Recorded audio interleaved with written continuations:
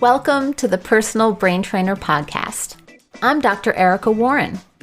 And I'm Darius, and we're your hosts. Join us on an adventure to translate the scientific jargon and brain research into simple metaphors and stories for everyday life. We explore executive function and learning strategies that help turbocharge the mind. Come learn how to steer around the invisible barriers so that you can achieve your goals. And this podcast is ideal for parents, educators, and learners of all ages. This podcast is brought to you by GoodSensoryLearning.com, where you can find educational and occupational therapy lessons and remedial materials that bring delight to learning. Finally, you can find Dr. Warren's many courses at LearningSpecialistCourses.com. Come check out our newest course on developing executive functions and study strategies. This podcast is brought to you by Bullet Map Academy, and we have a free dyslexia screener app called Dyslexia Quiz. It's fun, engaging, and interactive app. Try it now. Just search for Dyslexia Quiz on the App Store and see how your scores differ from your friends and family. Okay, Darius, it's great to see you. You have a surprise episode for us, and that is... I want to talk about executive function and memory. I spoke at an executive function and dyslexia masterclass here in the UK. There were 5 speakers, Professor Amanda Kirby, Dr Neil Mackay, and others. It was really fascinating to be part of this masterclass. And it was truly a masterclass in executive function teaching. The whole day, some of the best trainers and teachers and writers on executive functioning around the world that have been gathered together. And I really enjoyed it. And one of the interesting things that was brought up was this area of executive function and how it connects with memory. And I wanted to explore this with you, Erica, and see your take on it. So let me just give you a quick overview. This was very much inspired by Dr. Neil Mackay's talk on the memory light classroom. And he was the guy who created the Dyslexia Friendly approach within the British Dyslexia Association. Do you have the Dyslexia Friendly classroom kite mark in America? I don't know much about it. Can you tell me? Dr. Neil Mackay came up with this. It's basically an executive function approach to helping dyslexia in the classroom. And he called it the Dyslexia Friendly approach. And it was taken up by the British Dyslexia Association. And schools can now apply to be dyslexia friendly approved in their classroom. And so the British Dyslexia Association has 100 key points and elements and factors that a classroom needs to have within its processes and the way it's done to make it dyslexia friendly, okay? Because often people think dyslexia friendly, print it out on colored paper and Bob's your uncle, you're done, or give them some extra time and so on. There's way more to it than that. So he was the guy who kind of initiated all of that. British Dyslexia Association picked it up, and then this dyslexia friendly kind of kite mark or approval stamp can be applied for. That's really cool. That's pretty exciting. Yeah, they've been doing it for a number of years, and schools systematically, apply for it, do it, and it's kudos that you've taken that time, and it's no small thing, I have to say. Now, one of the key things he talks about is when you're talking about working memory, which is one of the 3 component parts of executive function, obviously, how do you shift from working memory to short-term memory to long-term memory? How does that actually happen in real life in a classroom? And so he says, basically, working memory is very fleeting. Short-term memory is really quite a temporary process. So you remember something, you type it in, and then your brain pretty much deletes it unless it moves up to long-term memory. But the key to long-term memory is effortful mental transformation.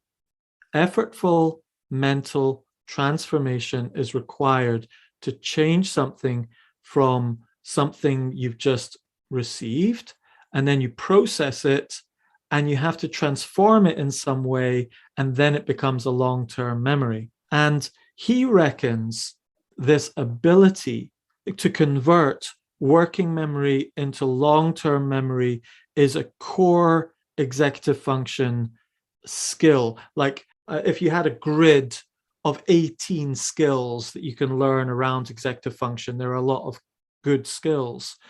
But then bang in the middle of that would be transferring things into memory. Because if you can't do that, everything else starts to disintegrate because your memory is so integral. So I found that just fascinating. And he's got a really cool study on this about what they did in the classroom that I want to share with you. But before I do, what are your takes on all of that? Well, it's really interesting because comparing it to Baddeley's model that we've talked about in the past, he really theorizes that the sensory input goes through the immediate memory, then through the short-term memory to the working memory. And then working memory communicates with long-term memory, and the information goes back and forth between working memory and long-term memory. So it's a slightly different take on it too. And I think that's really interesting because, again, these are all theories. We don't have any proof. But I think just that distinction between the short-term and the long-term. But ultimately, the working memory is all about that processing. Yeah, the working memory is, I kind of think of it as the tray that transmits information between, it's like a waiter carrying your food or the elements to long-term or short-term memory. Right. And I like Baddeley's model too, in the sense that, and his name is Alan Baddeley, by the way, that he has those two components of how we process. Because, so how can I improve working memory if I don't know how it processes?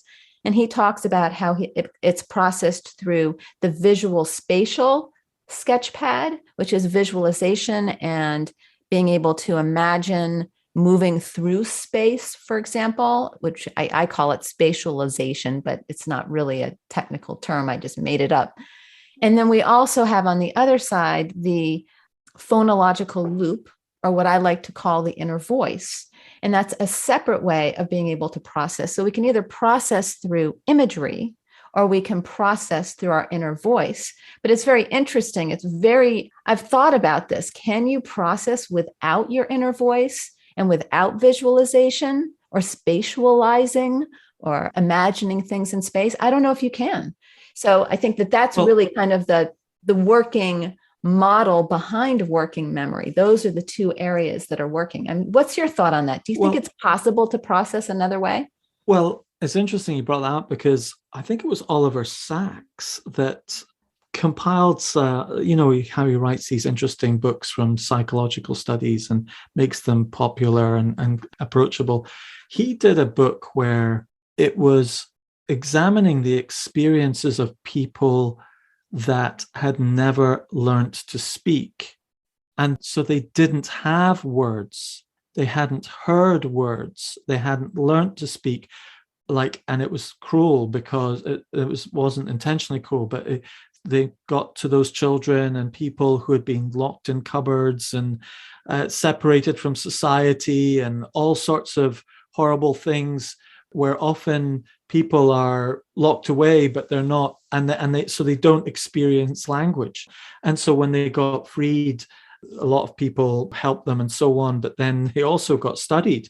And he talked about some of these experiences of how it was actually very hard for many of these people to think. And so they couldn't think in the way that we take naturally. And once they started to speak and learn to speak, they could start thinking, and how connected language was to thinking, that we actually need that phonological loop to think, and we need words for it to work. And anyway, I can't remember the book, but it was fascinating to see how important words were to thinking. It's not just about communicating with other people. It's actually about communicating with yourself and with your own mind. So yes, there is research out there. I don't actually have access to it just now, but it's really interesting. And I guess technically they were kind of surviving and thinking differently because they probably were visualizing and quite possibly spatializing. Yes. But you're right, you have a limited degree of being able to make sense of things without language, because language helps to organize information, categorize information. Yes. And I think it would develop, I would imagine that parts of the brain that are required in language would be underdeveloped in those. Yeah, it was 20 years ago when I read the book, but, feral kids, kids who grow up with animals and so on, and they just become part of the pack. And you hear about these occasional stories, etc. So they were perfect for how does language actually change the way you think, and it's fascinating. Yeah. Now, let's get to the actual classroom, feral animals. I'm a school teacher. I'm formerly a school teacher. Sometimes you could describe children as being a little wild and a little bit feral sometimes. Anyway, so he shared this interesting study where they wanted to test what difference does it make if you give a group of people a piece of content and get them to read it over and over again, compared to giving them a piece of content and getting them to read it and then giving them a test. Which group remembers it more? Okay. So what they did was they did 3 groups. Okay. The first group, they got them to read the content once, read it twice, read it 3 times, read it 4 times. Okay. That's all they did. Read it 4 times. The second group of children, they gave it to them. They read it once, they read it twice, they read it 3 times, and then they got 1 test. So like a little quiz at the end of it. Okay. Then the third group, they got them to read it once. And then they tested them once, tested them twice, tested them 3 times. So each group did 4 steps. It's just a different element in each. Okay. And the interesting thing was that the people who read it over and over and over again said to the researchers that they felt that that was the most helpful way for them to learn. They got the people to say, how much do you think that helped you learn that content? Okay, so from the subject's perspective, the highest rating, like 8 out of 10, went to reading, reading, reading, reading. And the lowest rating went to reading, test, test, test. Okay. But the actual results were exactly the opposite. So the people who read got 36% in the test. And the people who read it once and were tested 3 times got 80% in the test. What do you mean by that? Why were they tested 3 times? The reason why they were tested 3 times was it's all down to this idea of effortful mental transformation. Every time you read it and it's presented to you in a way where you are reviewing the information, okay? So you got 2 aspects. You're either reviewing the information or you're retrieving the information. And the read approach is constantly reviewing or receiving, whereas the read, test, test, test is retrieving. And so even though they were given a short exposure to the knowledge because they only read it once, because they were making the brain through the test retrieve and then retrieve again and try and retrieve again, when they actually did the final one, they did so much better. Were they told beforehand that they were going to have a test, for example, that after they read it 3 times? Yes. And then the other ones, you're going to have a test after you only read it once? Yes. Oh, that's interesting. Because, yeah, I think you'd be more relaxed if you knew you could read it 3 times. And you may just be kind of approaching it in a much different way than if you were to read it, know that you could only read it once. You're trying to hold on to the information. Yeah. You're I've more got one shot active. at it and that's it. Yeah. Right. Yeah. Okay. That's really interesting. But Anyway, that's fascinating. I would have never guessed that. And isn't that fascinating? And so what Dr. Neil Mackay was saying there was that this impacts the way we communicate and the way we teach and the way we learn from other people. We have got so used to the important thing being receiving information. But the issue is not receiving information, it's retrieving information, and that effortful transformation that has to go into place to be able to retrieve information. And it ties into what we've been talking about in the past about using visualization to picture things and to make it fun and interesting and etc. This transformation is so important. So you've got two options. Do you revisit the information continually, or do you retrieve the information? And in a classroom, we're always revisiting. Whereas if you spent more of your time constantly retrieving, and this was interesting because they did another study where before they taught people, they said, we're going to give you an unmarked quiz before we teach you. So we're going to give you the questions. We're going to quiz you on it. We're not even going to look at the answers. We're not even going to give you the answers, and we're not going to mark it. So there's no stress. Just do the quiz and see if you get it right or wrong. Oh, I think they got given the answers, but they weren't given whether they got it right or wrong or whatever. It wasn't shared with anyone. So there was no pressure at all. And the results after being given pre-quizzed on something were a massive increase in comprehension. Because so they knew what they were having to look for. Yes, so to speak. Right. So they're being primed. Their brain is starting to learn how to retrieve the information. They're being told what that brain should look for, etc. Yeah. What's popping up for me from everything that you've told us is that, number one, it's really important to be an active learner. Yes. And unfortunately, I really see in our school districts in the United States that many kids are often passive learners, where they're just, you're right, they're just receiving, but they're not really receiving because they're probably a good percentage of the classroom time not attending. Because I think when you're constantly receiving, your brain does kind of shut down a bit.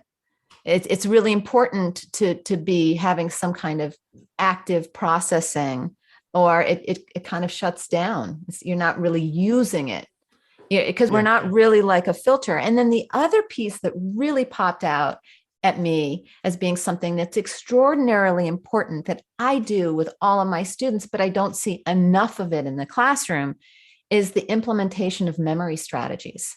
Yes. Because memory strategies is really processing with that information and creating that hook, that link into long-term memory, so that you can put something in an organized fashion and then pull it out. Yes. I'm surprised that we don't do more training in memory strategies. Of course, I do, and I do have that in my course, that executive function course. I have a whole section, and I would say that's probably the most valuable portion of my course, is teaching kids all the memory strategies. Yes. It's huge.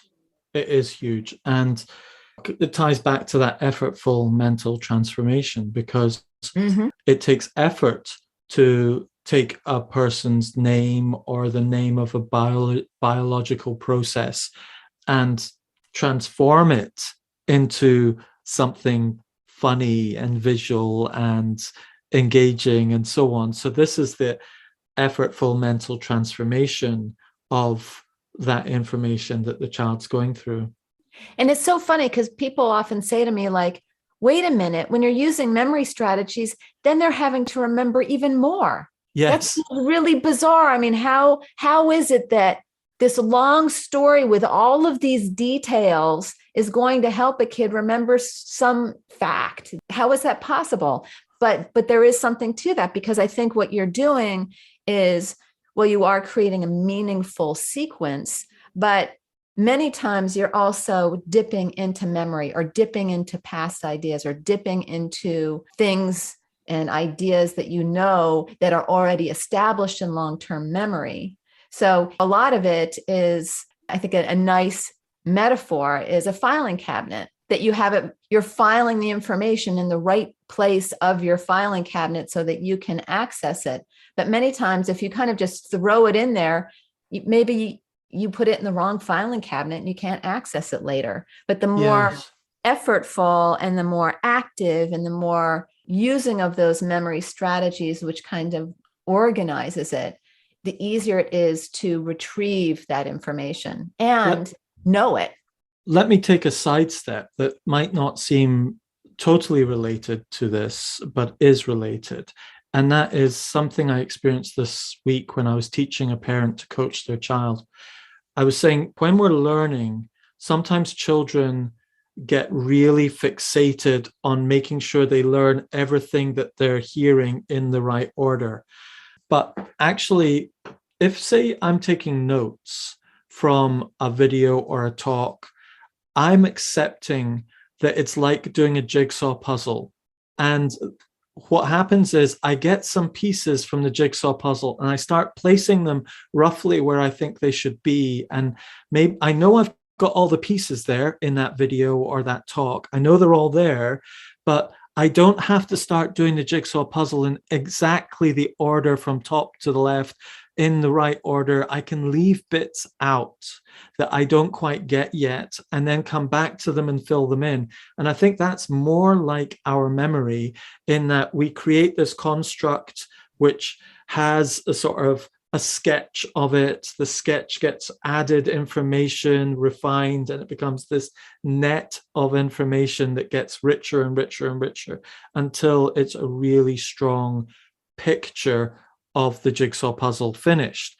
But a lot of children that we tutor at Bullet Map Academy, they get fixated. Like the parent was saying, so we teach them how to watch a video and take notes while they're listening with a mind map, okay?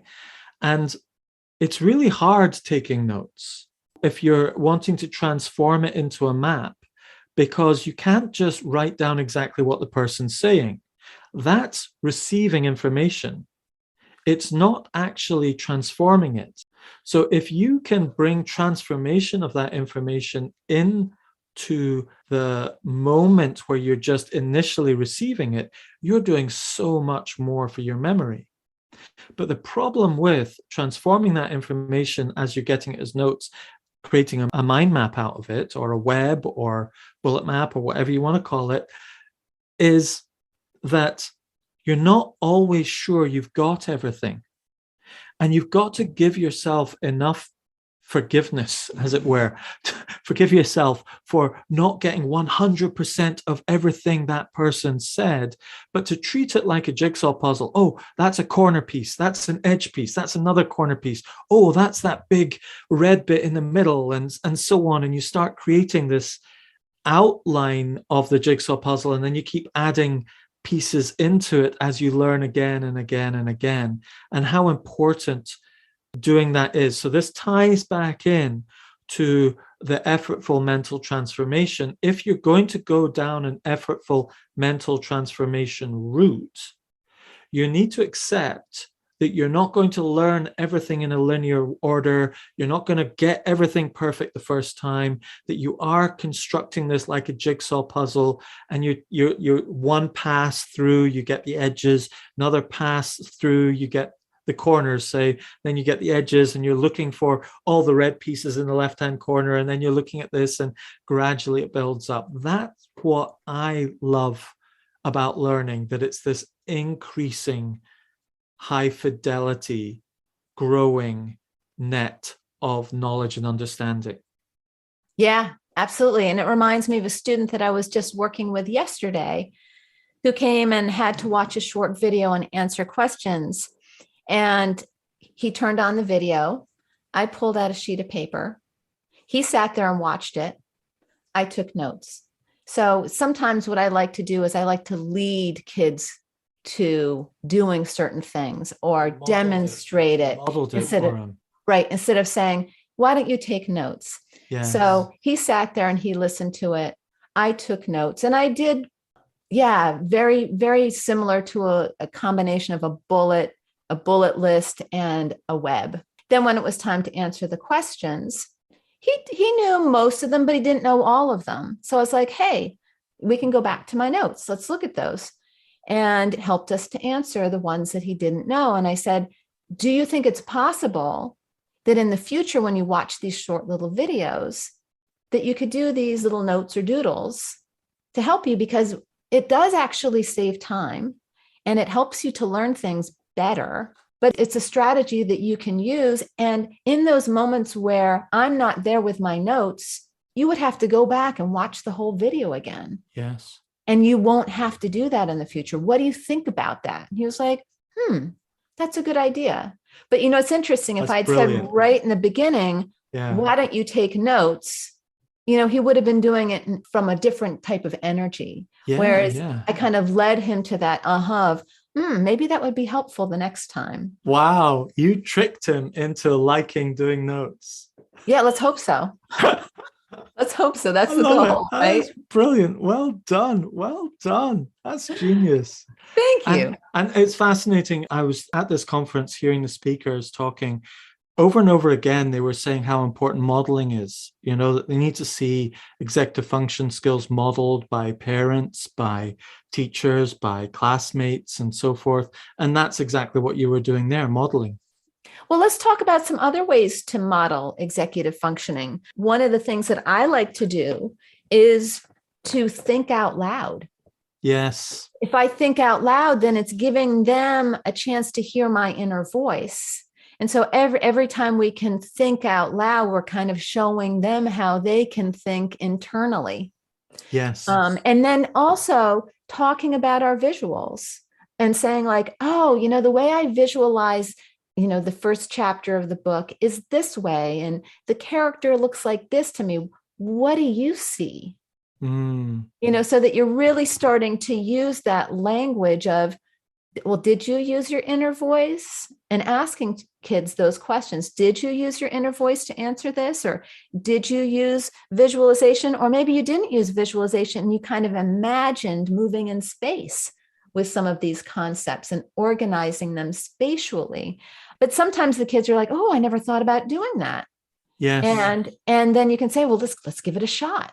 Mm-hmm. It reminds me of my sailing instructor. I was on a sailing course, and one of the things she did all the time was to stand there when she was demonstrating what she was doing. She was demonstrating it, and she would just be talking out everything that she's thinking all the time. She's like, I'm looking at the horizon. I can see that ship. That ship is moving slower than the other ship. I'm moving the tiller to the left. I can feel some pressure. Oh, the sail is luffing a little bit. I'm just going to shift away from the wind a little bit here. And she's just talking about everything that she's thinking about while she's standing there. And all she's doing is standing, holding the tiller of the boat, moving it slightly left and right. That's all she's doing. Okay. She's not moving. She's not doing anything, but she's saying, she's just talking through all of her mental processes. And I'm looking at the ship's log. I'm looking at the ship's depth. We're at 16.5 meters. Yeah, that's good. I know that our depth is 3.5 meters, so we're okay. And she's just talking through all of this really obvious stuff, but she's just helping us understand what our mental process is all the time. It's an incredible way of teaching, as well as modeling, having a good mental dialogue as someone who's got mastery over their subject. I think that's brilliant. And I think that's something that we need to do more in education. And I think of earth science is a class that a lot of our students take, and they have an earth science reference table. And it's extremely complex and visually dense. And I'm thinking, wow, that would be such a great way to teach students how to use the earth science reference table, is to have the teacher go up, put it on the screen, and then to think out loud how to solve it. Well, see, the first thing I want to do is I want to look at the x-axis and the y-axis, and oh wow, look at the colors, and let's see what does this mean, and but really walking through it as if they are processing out loud would be such a great way for kids that struggle with that particular process. Yeah, that's cool. I love that example of your sailing teacher. So were there any other takeaways from this workshop? Oh, there were so many, but I that was just one small aspect of it that I just wanted to share with you. I think the biggest takeaway from the executive function and dyslexia masterclass that we did was how dealing with executive function helps so many challenges in your world, in your life. If you've got dyslexia in your classroom or in your life, or if you've got ADHD, or if you've got emotional problems at that time, the moment you deal with it from the executive function avenue, you get so much return on the invested effort and attention as a teacher and as an individual. It just sort of highlighted how important executive function is as this broad spectrum solution for so many different things that doesn't solve everything, but it helps so many difficulties in life and in the classroom. Well, that makes sense. And it comes right back to memory. That's what learning is all about. Learning is about using your memory and using it efficiently and being able to encode information and to retrieve that information. Yes. Oh, I had a little phrase that popped up this week when you said education is all about learning. I've noticed some students need to understand something before they learn it, and other students learn something and then understand it. And I've noticed a lot of children with dyslexia really need to understand it before they learn it. Unfortunately, when with the younger children, we kind of do it the other way around, just learn this. And then when you're older, you'll understand it. But actually, sometimes if you sit down with an 8-year-old and start talking to them about 14-year-old level of biological understanding of your stomach or your digestive system, they go, right, okay, I understand the process. And now I can learn that we have a stomach, an esophagus, and a mouth and a tongue. Okay, I've got it. Whereas another kid's like, oh yeah, we got a mouth, a tongue, an esophagus, and a stomach. Whereas the dyslexic kid is kind of like, I can't remember them because they're not connected within a realm of understanding. And so education for me is about understanding and then learning. But within the system, it's mostly about learning, and then some people understand it. Oh, I love that. That's such a great, and that goes back to a project that I've been working on, which is that I just finished on the multiplication tables. It's a new product of mine. Oh, I love it. It's fantastic. Multiplication. Yes. Yeah. And to me, it's all about teaching kids what it is. And if you understand it and you know how to implement it in creative ways. So I go into multi-sensory ways of teaching multiplication. You learn it through song, you learn it through imagery, you learn it through touch and hand clapping activities, you learn it in your body. And then they have kind of options of being able to do it and all sorts of games and fun things to do. They really understand what it is. They feel it in a multi-sensory way. And then it's much easier to learn. You showed me this clever finger touching technique for your multiplication tables, which we can't explain on a podcast. You've got to see it, but let's put it into the show notes. But I have to say that even as a 52-year-old, I found myself saying, I really need to know what 8 times 7 is. And I don't have my calculator with me. So I got my fingers out and I did the whole, 3 fingers touching 2 fingers. And it's, 56. Is 8 times 7 56? Yes. Oh, great. I'm right. But I don't know if it's 56 or not, but I know because of the finger, I'm learning your finger techniques and so on. It's brilliant. I highly recommend it, guys. If you're listening, go check that out. It's brilliant. Well, Erica, I just wanted to do this kind of more informal roam around the area of executive function and its relationship to long-term memory and how important effortful mental transformation is and how you can see it even in marking schemes and in the way you teach in the classroom and so on. This was a brilliant discussion. I really appreciate it. And thank you so much for sharing. And we will also put information in the show notes about the Dyslexia Friendly approach and many of the things that you talked about today. Great. Well, till next time. Bye. Bye. Thank you for joining our conversation here at the Personal Brain Trainer podcast. This is Dr. Erica Warren. And Darius Nomduron. Check out the show notes for links to resources mentioned in the podcast. And please leave us a review and share us on social media.